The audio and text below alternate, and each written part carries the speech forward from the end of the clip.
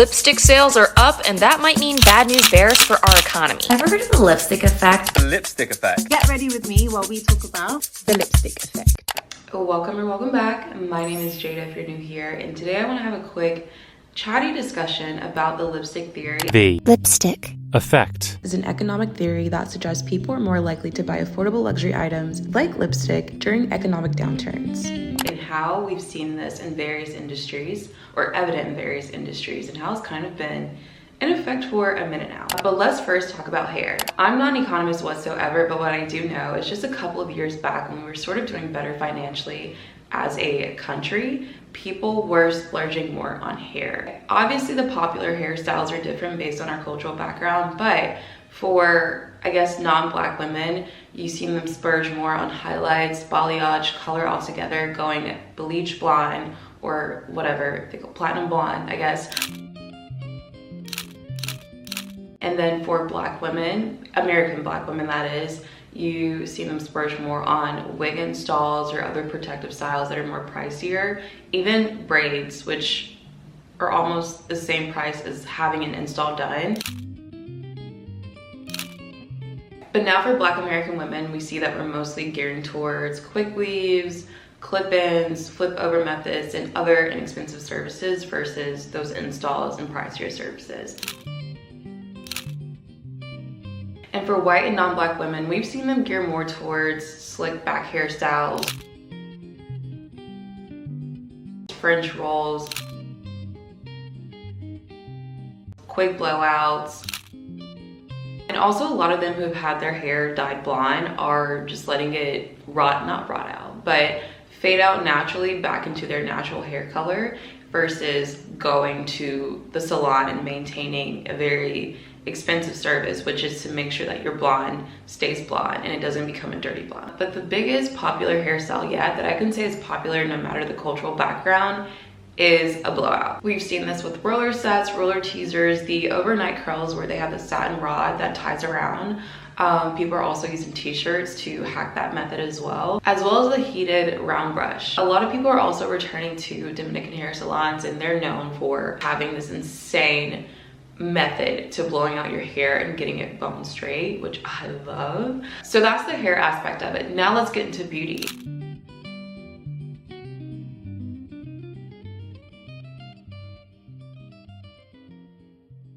We've first seen this with the Dior lip oil. A lot of people, or some people that I've known, have tried it and said that it was crap, and I can only imagine if only a couple of people that I actually know have said that. A lot of people have that story, but a lot of people, it was to the point where people were going into Ulta or Sephora, wherever they carry it, and kids, the Sephora kids, were stealing this lip oil just to say that they had it, just to find out that it's not that good, and you could probably get a better lip gloss going to the beauty supply store. But we've also seen this with Jisoo, I hope I'm pronouncing that right, but this is an example. This was $25. Obviously Dior's lip oil is much more expensive, and the higher you climb, the more expensive it gets. Like, I could only imagine how much people are paying for a Prada lipstick or Chanel beauty, you know what I mean? Like, it just gets more and more expensive. Anyway, I think also, and this could probably be another conversation, but people are starting to use this as a status symbol. Like, this, for some people, could be equivalent in their life to having a designer handbag, because obviously the lipstick theory suggests that in a time of economic crisis, people are more likely to splurge on expensive small items versus big purchases. And you guys can disagree, but I do think that people wearing their pimple patches as a fashion statement, or wearing like their Faded topicals under eye patches or Chanel under eye patches as a fashion statement, kind of in a way correlates to the lipstick theory. But it's all about showing that you are and can afford to be attached to this brand in some way, even if it is just a lip oil or an under eye patch. Now let's get into the miscellaneous. This will be like home appliances and just little things that help the household run a bit smoother, but you could definitely 100% do without it, but it does help. Instead of people shopping on, it's obviously not for everyone, because everyone's not struggling during an economic crisis. Some people are rich, but we've seen this with Temu and Amazon. Temu is another beast that I don't wish to feed into, but Amazon especially, like, they're becoming the staple for household items, furniture, and goods because they're less expensive. TikTok Shop is also another beast of its own. Obviously, we're all bombarded with these video ads telling us that we need to run, not walk to get such and such because it's cheaper than the price on the website. A lot of people are starting to go there for their miscellaneous goods as well, like makeup brushes, tank tops and hoodies and yoga pants and leggings and cases and jewelry and bags and sunglasses and reading glasses and bookmarks and all the other things that you feel like you need to be equipped to step into the world as a human being, if that makes sense. Like, you feel less of yourself or you feel naked if you don't have all of this junk perfectly placed onto you. Because the way TikTok Shop is set up, you get to see the original price with the line crossed in the middle of it versus the new price, which obviously sends something to our brain, alerting us or making us feel like we need to get it because it will never be that cheap again, or it'll be sold out. And that's another one. But let's also talk about the fashion sector of it. The way everyone ran to buy a counterfeit Goyard bag just to look like women who own real authentic Goyard bags because they simply can't afford to. Whenever people critiqued, like, why are you buying a fake bag?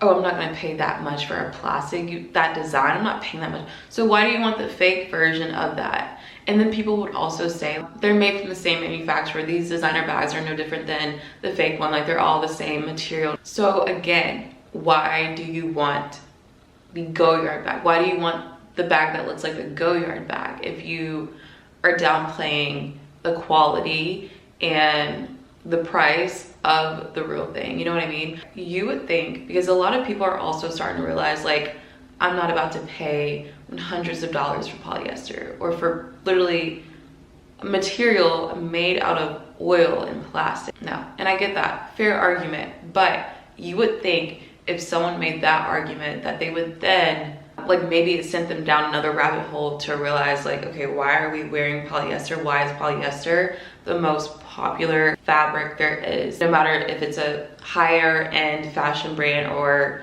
Shein, polyester is still prominent in all of these brands. But people aren't really trying to awaken to the full truth of polyester. Not that it's just you're being sold overpriced polyester, but that why are we buying polyester? Why is this the only fabric being marketed and sold to us? No matter if it's you're shopping at Zara or Aritzia or, you know, H&M or Shein, like, why is it polyester? But yeah, we've seen this, the lipstick theory, very prominent in the fashion world right now. I would say now is the perfect time to, if you can, go into a local thrift store, not even like Goodwill or something like that, because Goodwill is trying to be Plato's Closet now. Like, they're rejecting the vintage items, or they're just selling it for a higher price on their website and bidding it. I hate that. But go into like a local old thrift store or antique store and just start feeling the fabric. Look at the fabric tag, feel the fabric, and get familiar with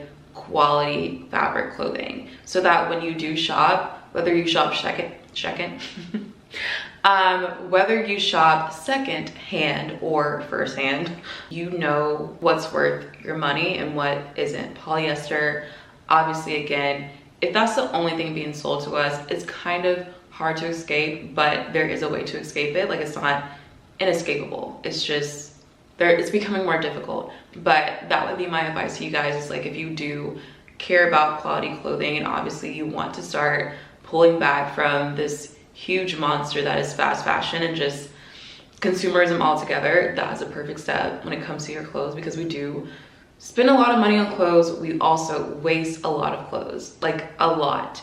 And I think I'm gonna be even though I understand how much is being wasted, I think the documentary on Netflix by now is still gonna shock me.